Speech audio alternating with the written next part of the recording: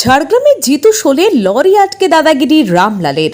এদিন খাবারের খোঁজে ফের রাস্তা আটকে দাঁড়ায় রামলাল। প্রায় ঘণ্টাখানেক অবরুদ্ধ থাকে ঝাড়গ্রাম লোধাশুলি রাজ্য সড়ক। যদিও এদিন রামলাল কারো কোনো ক্ষতি করেনি। রামলালের রাস্তা আটকে দাঁড়িয়ে থাকার খবর পেতেই ভিড় জমায় স্থানীয়রা। ব্যুরো রিপোর্ট, জঙ্গলমহল দর্পণ।